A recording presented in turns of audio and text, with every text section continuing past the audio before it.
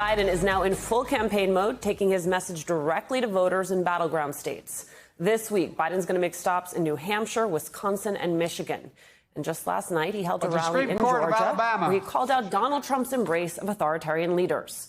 While in Georgia, the president also sat down with our very own Jonathan Capehart for an exclusive interview. I want you to take a listen to what the president had to say about Trump's bromance with far-right Hungarian Prime Minister Viktor Orban. Was that a mistake on Trump's part to host Orban? I mean, he is a member of NATO.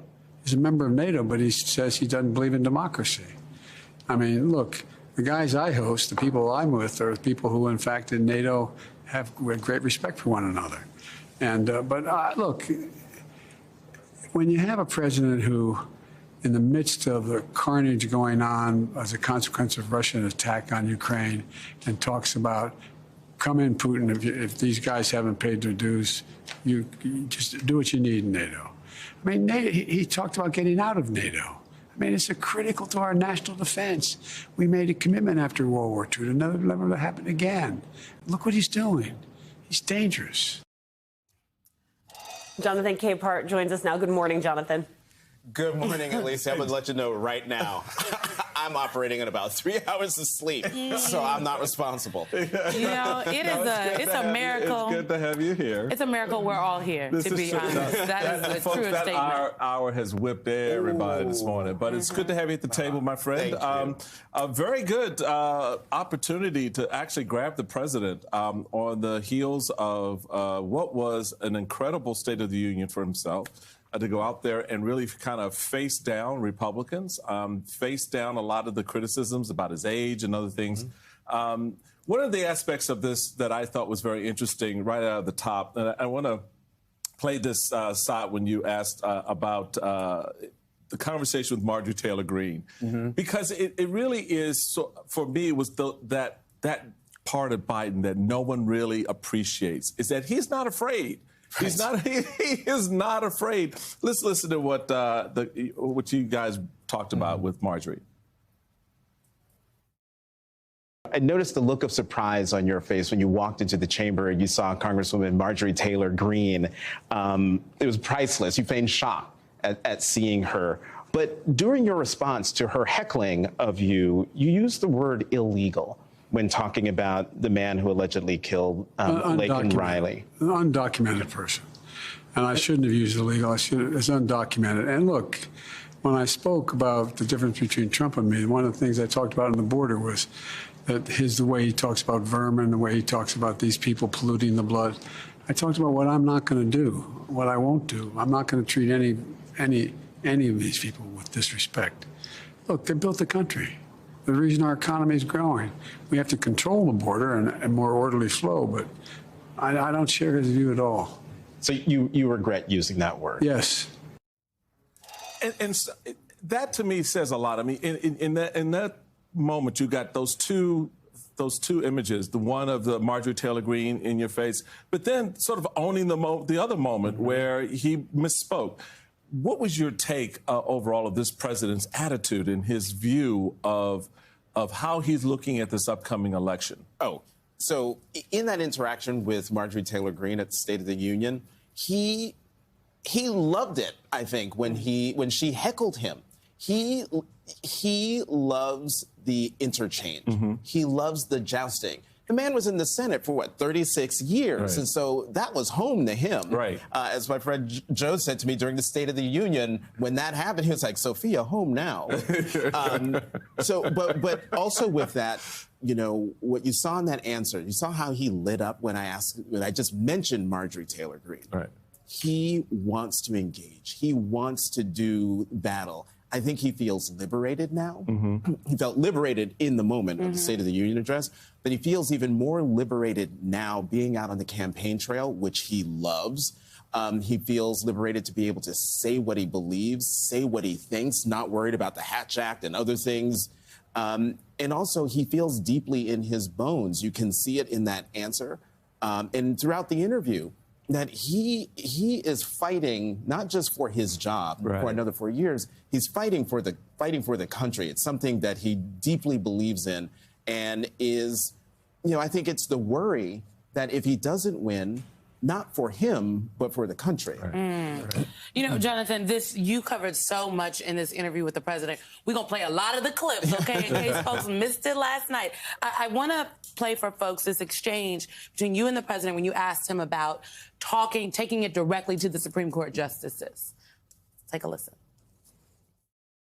You were once the chair of the Senate Judiciary Committee, so I was struck by your direct comments to the Supreme Court, who are arrayed right there in front of you. Am I right in thinking that you view the Roberts Court as a political body and the conservative majority as politicians instead of jurists? No, look, I think they made a wrong decision. I think they read the Constitution wrongly. I think they made a mistake.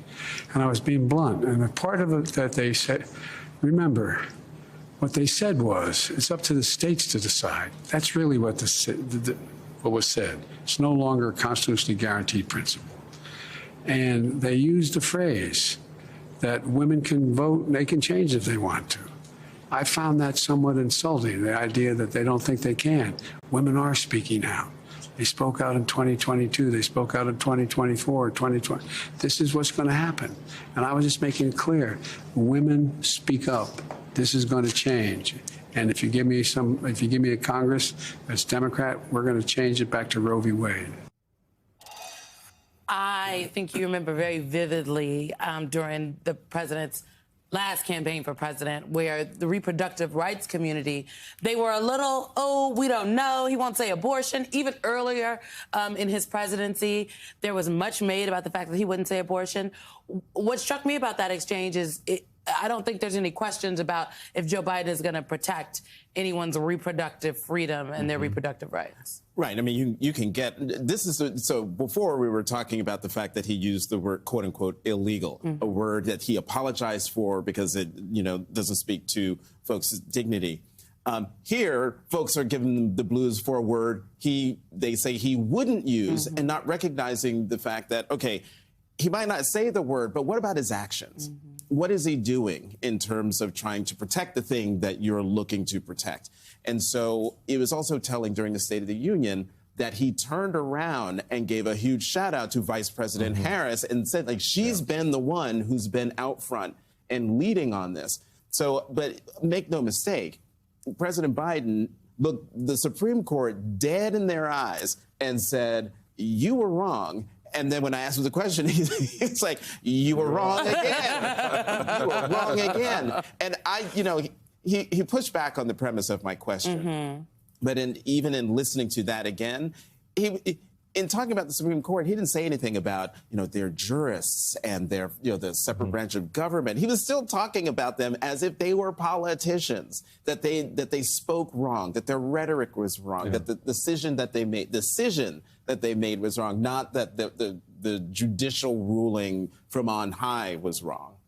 Jonathan, I don't know how you prepare for this, but you and I are similar in some key ways. So I'm going to guess that we prepare pretty similarly for interviews where you begin by making your just absolute laundry list of every topic you would like to discuss with the president. You then go in and you make subtopics under that. And then, the team says, well, you're going to have 5 minutes. And you're like, okay, well, I don't know how I'm going to fit all of these topics into 5 minutes, but just the act of that preparation gives you a sense of the scope of the portfolio that anyone, whether it is a member of the cabinet, whether there is the president of the United States, that they are contending with on any given day. That part of the experience, you're preparing for this, you're sitting down with the president, you're then reflecting on the interview. I wonder what it tells you about what the president and his team are up against in this moment.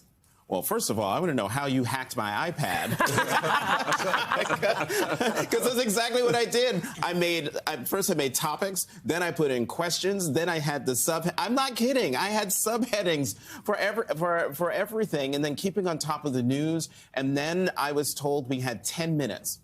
And you've got to and 10 minutes with a loquacious president. With a loquacious president and always a member of the team who jumps in at minute 8 and starts giving you this sign.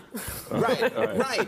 And so what I had to do was just figure out what was the most important, the most important thing I need to ask him about first, and then figure out, listen to him, where's he going, and then jump around in my questions to keep the conversation going. I'll let you in on a little something. Before the interview started, our loquacious president said to me, listen, if I get going on a little too long in an answer, just cut me off. And I looked at him and said, for real? And he said, yeah, no, I'm serious. And so here's a statistic for you. They gave us 10 minutes. We eked out 13. I asked him 14 questions in 13 minutes. Oh, wow. He was able, he was very disciplined. He gave very crisp, short answers. And so that's where the over-preparation comes in, because I asked most of the questions that I'd prepared. I even had some silly ones in there just in case, lightning struck and I ran out, including what's your view on daylight savings time? That is an answer I would be desperate to have right now, Jonathan Capehart.